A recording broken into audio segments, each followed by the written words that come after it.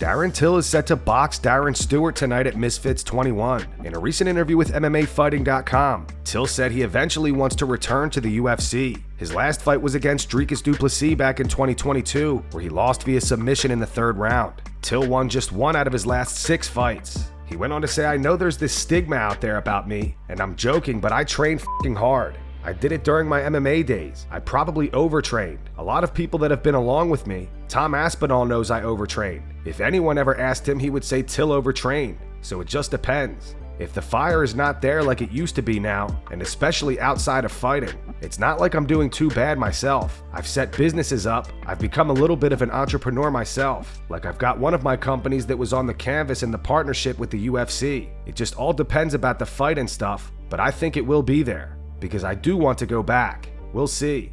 Every time I was in a striking match in the UFC, apart from Jorge Masvidal, no one could really beat me. Robert Whittaker didn't beat me on the feet, no way. Stephen Thompson didn't beat me on the feet, Donald Cerrone didn't, Kelvin Gastelum didn't, Derek Brunson didn't, even though he beat me, Dricus du Plessis didn't. My losses have always come the way of grappling, and a little bit lower level than that, even though I'm not. No knees they call me, but striking's my forte. If you're going to strike with me, you've got to be good. I don't care if you're a boxer or what. Gilbert Burns names the most overrated fighter in the welterweight division. Burns is set to face Michael Morales tomorrow at UFC Vegas 106. Who would you say is the most overrated fighter? The most overrated? I don't know. Hey, you ain't gotta be nice. Everybody's very tough on that. CM Punk. Everybody's very tough, bro. Jack, Sean Brady, Bilal, Shavkat. Ian is very, very tough. Covington. Yeah, Covington is overrated. Covington is an easy fight for anyone to top the easiest fight. Right now, not when you fought him, but right now. Hopefully you get that fight, man. I know you've been searching for that one. I would love to see that fight. I think stylistically it's a great fight for you. It's a great, amazing fight, but I don't think he wants that.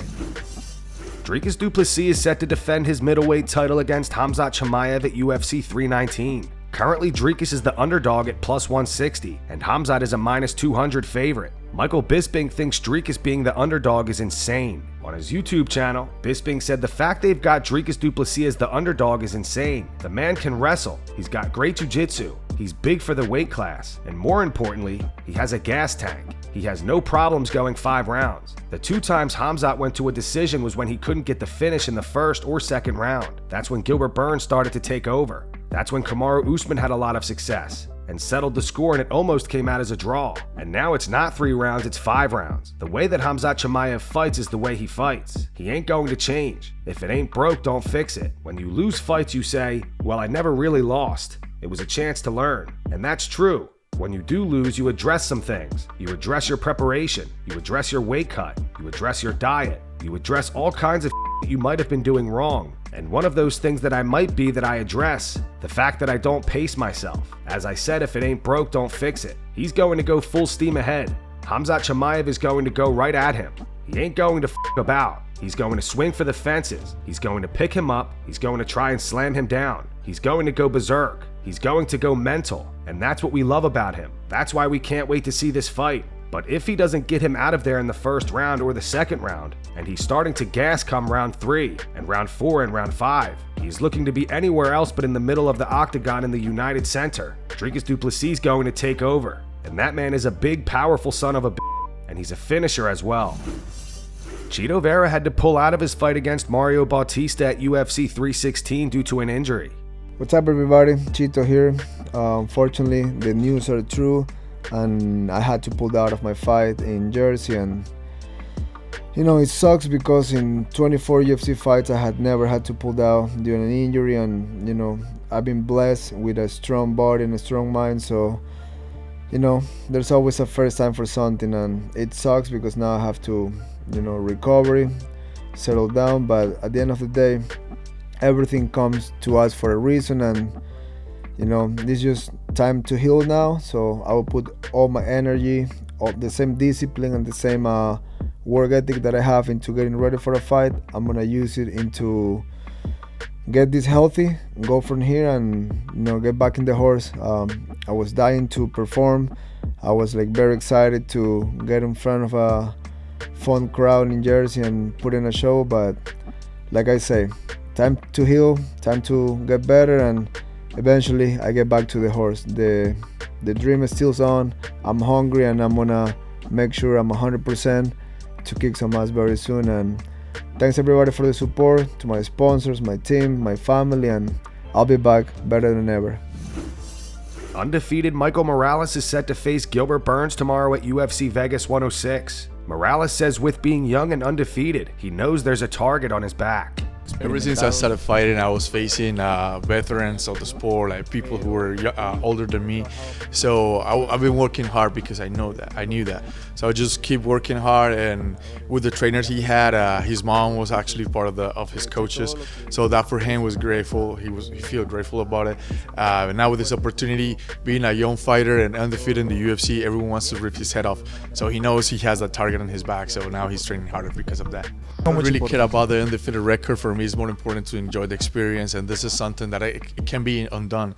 So this is a story that I'm gonna tell to my grandkids, my kids, about my experience in UFC. This is a life experience, and being a young fighter and representing my country, so it's part of my legacy, and nobody can take that away from me. So for me, it's more important to live the experience instead of like thinking an undefeated record. Aljamain Sterling explains why he believes Islam Makhachev already has a better legacy than Khabib. Now, Islam is one of the greatest lightweights of all time, in my opinion. I think he surpasses Khabib just based on how active he's been. I know some people think he hasn't been the most active. Oh, he's not very active.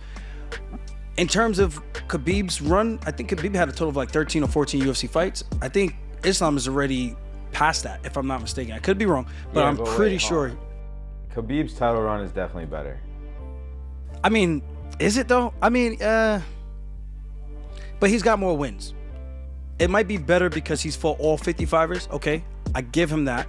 But in terms of it was like wins, Justin Gaethje, Dustin Poirier, Max Holloway, Ali Quinto. I think those are better. Max Holloway. Who fought Max Holloway? Didn't Khabib? No, he didn't fight Max. He fought. Who was the other one? Me. I'm getting cooked for that. Who was the other one? Conor. Yeah. He had a great run. I'm not saying, but I'm just talking wins, consecutive wins as a champion.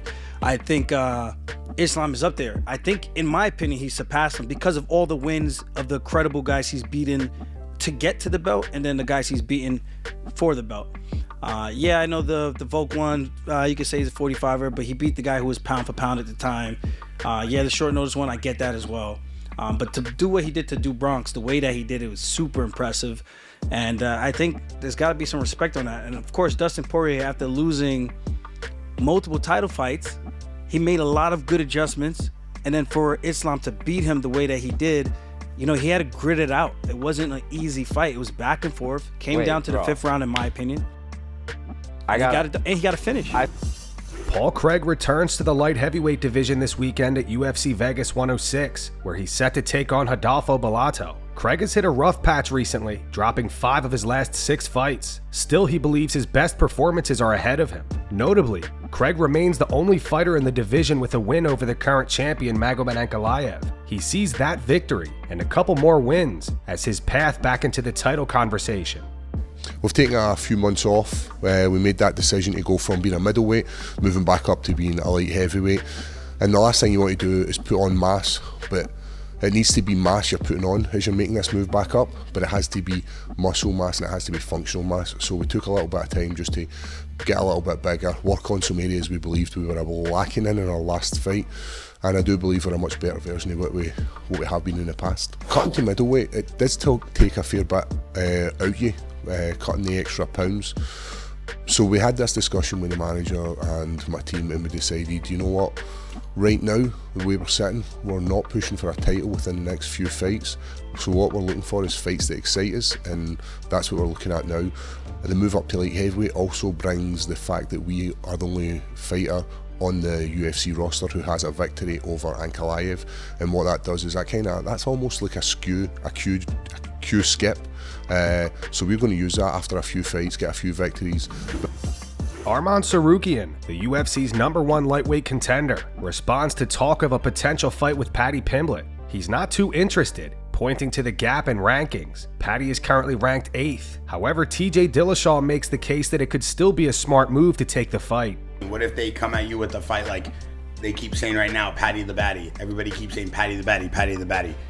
Yeah, but Paddy, he just fought one month ago. If he's ready in summertime, yeah, I would fight him. But like I heard he wants to fight in October. If I'm gonna wait for the Paddy, Oliver with Tapuria gonna fight for the title now, and then in October they're gonna defend. I'm still like fighting with number 8 ranked. Like it's it's not good. So they're gonna defend versus Gaethje or someone, and I'm just gonna be on the same level. So I definitely don't wait till October, but if they offered you Paddy, I would take that, man, just because of the hype train he's on right now, and they're building him and like just steal all of his momentum, you know? Yeah, but he's coming back in October. So. I know, I wouldn't wait till. Merab Dvalishvili brought in a sparring partner to mimic Sean O'Malley. Merab versus Sean 2 goes down at UFC 316 on June 7th.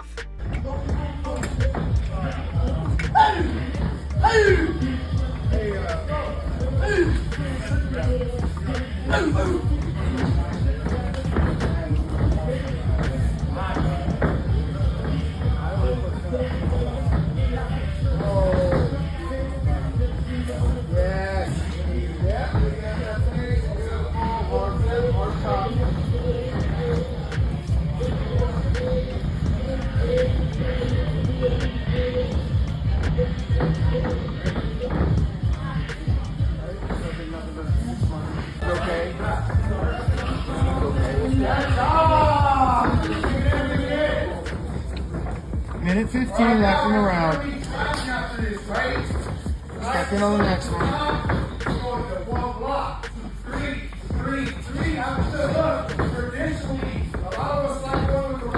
Hard step. Khamzat Chimaev discusses when Caio was trying to step in and fight him, when rumors were going around that Dricus du Plessis was injured. Khamzat and Caio used to train together years back. Khamzat said Caio is a good guy, to be honest. I understand he wants some hype and some money. Fight with me is guaranteed $1 million. If he'll fight someone else, he'll make $200K. So it's better for him to get beaten up in one fight than to have 5 different fights. Paddy Pimblett is eyeing a fight with Justin Gaethje in October. Speaking to TNT Sports, Paddy said, "If I beat Gaethje, I'm next in line. He could be next. It's just if he says yeah or not. Abu Dhabi, October. That's when I want to fight." Dana White has shut down Conor McGregor today. A few days ago, Conor added Dana White and TKO group. He wrote, "Call that big butt nurse." He followed up with, "Let's get this show started." At UFC, here's what Dana had to say in response. Conor, what's the latest with him? Do you think he's going to fight anytime soon, or what? How many fights he's does he have left? left? He's not fighting anytime soon. I haven't talked to him in a minute. But yeah, I don't know. Dana White also said that Jon Jones is 100% fighting in 2025. He's fighting. He will be fighting.